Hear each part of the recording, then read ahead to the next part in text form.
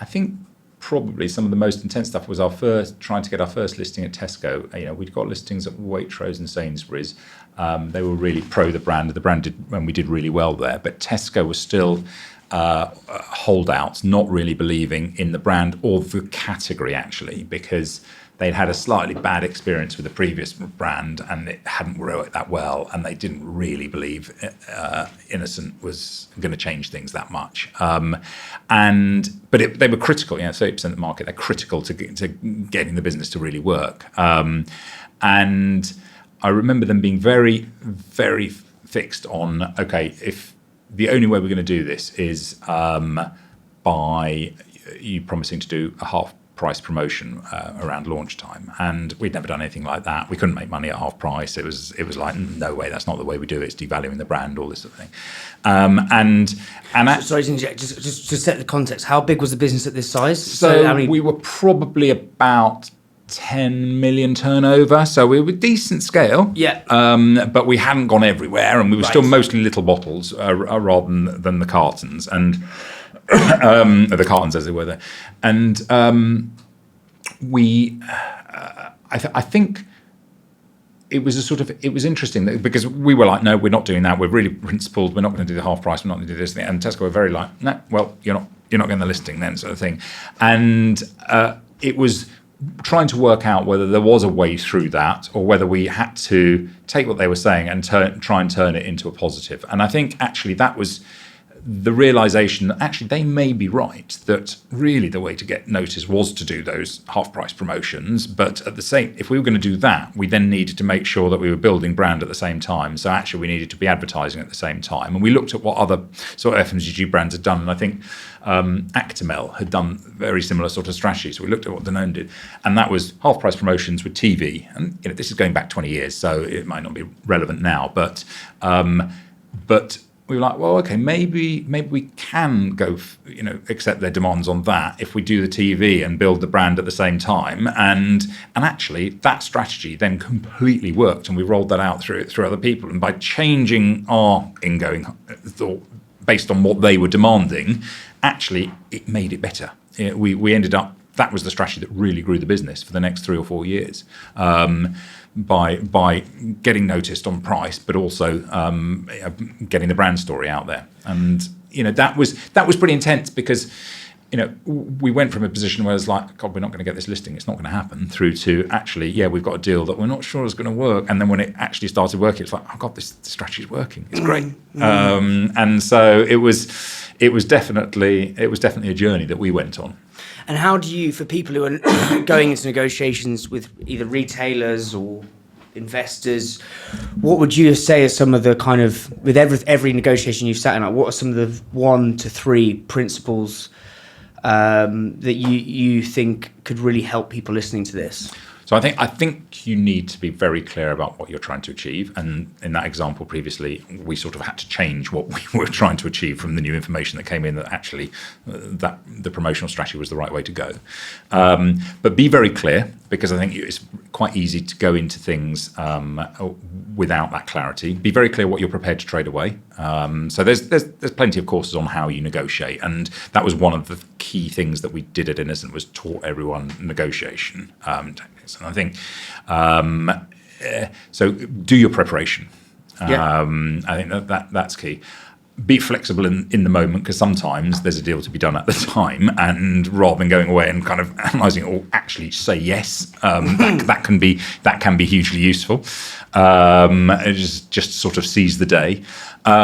But also, the flip side is like, be prepared to walk away, and say, what, this isn't going to happen, because sometimes things change on the other side and they'll come back to you. So it's that reading the room is incredibly the bit you said there about the flexibility of the being able to actually accept a deal versus. Is there an example where you've well, I suppose Tesco is the example. Yeah. But I suppose the other side of that is when you've had to walk away, because.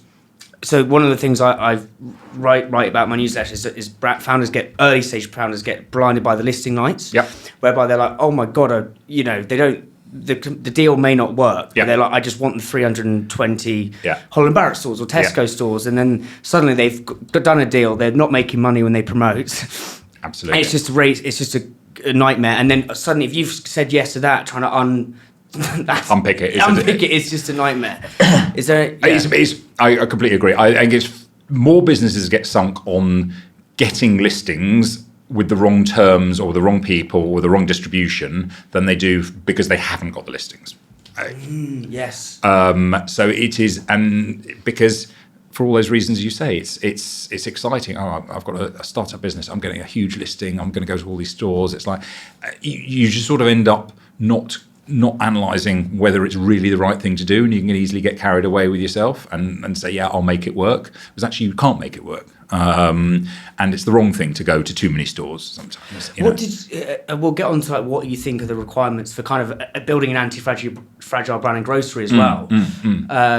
But first, like, did you guys went into 10 Waitrose stores? Yeah, 2 Waitrose stores at the very beginning, actually. Like, this is the other thing is why I don't understand why retailers put brands in way too many stores. It's like I always say it's like analogous to throwing a toddler into a deep end without swimming bands. Totally. They need to go in slowly. A challenger brand's a toddler. It needs to learn how to put the armbands on. Like, give them 10 stores. Like, why do you think? Like, how did you get 10 stores, or was that because there wasn't really challenger brands then, or? It was definitely a different retail environment. So I think they're probably tougher these days. But I think it was we did literally direct to store distribution for 2 Waitrose stores because they couldn't really believe whether it was going to. They were like, they sort of thought this might work, but didn't really believe it would, so weren't prepared to give us the listing. But we were like, well, look, we really believe it will work, so we'll show you, and we'll go to all the hassle of doing direct store distribution for those 2 stores, and it flew. You know, the Richmond store, I think, where we tested was just absolutely, you know, there was a whole end, and it was just like stacked, and the manager loved it. He was like, no, honestly, this is flying, and of course that then builds the confidence to get the 50 store listing, and then we had to work hard to make that listing work, and then it was like, then you roll out to 100 stores, and it was very, very incremental.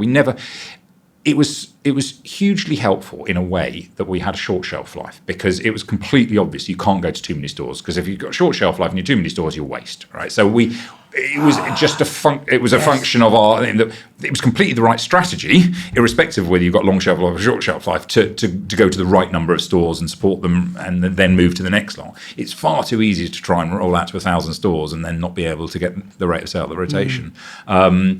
Our short shelf life meant we didn't really have an option on that strategy. It wasn't us being particularly smart. It was like would have been evident madness to go into 1,000 stores. Not that we'd have got that listing at the beginning, but it's so important. What really matters is whether you're selling fast, your rate of sale, and whether you're adding to the category. You know, if you're doing those 2 things, the supermarket's going to be happy, right? Yeah. Just a bit of patience to make sure that each step of the distribution is working really well is key, and that's what we look for in the brands we work with at Jam Jar. It's what we did at Innocent, and I just think it's the way you build a brand. It's only the big multinationals who've already got huge established relationships can go, right, let's bang it out to every store, see what happens, and if it doesn't work, we'll launch something else. Putting too many brands in too many stores too early is, as I say, it's like throwing a toddler in it. It's a death knell of too many brands, or it makes life so much harder than it would otherwise be. You said something that really kind of set my curiosity going, Adam, in terms of more brands kind of sync, I think was the word you used, with listings that are going too wide than the wrong terms. Yes, wrong terms. Yeah. What are the absolute right terms in terms of like to build an anti-fragile brand in grocery specifically? Like, what are the 1 to 3 things that? Well, look, there's one thing. Fundamentally, you've got to be able to make money. You know, there's no point in doing a deal where you look at it, and once you've got all your costs in, including your promotional costs, your support costs, you know, all the logistics bits, you're just not making enough money, and there's no point in doing it, frankly, unless you're very clear that this is a loss leading listing because this will get me all the other things, and I can do those deals in a different way. Then a listing that's fundamentally loss making is pointless. And it's too easy to say yes to because things will change, things will be different in the next one. But often people go, well, I want the same terms, I need the same terms, and you end up doing the same thing. And that's if you've got a good product and you believe in it, you make sure the price you charge is the price that allows you to have a sustainable business. It's both the price to make sure the profit's there, but also in cash terms. These days there's less room for negotiation on cash cash terms. You end up doing whatever the supermarkets say. We pushed very hard at the very beginning to get very short terms, and that was hugely helpful in terms of allowing the business to self-fund.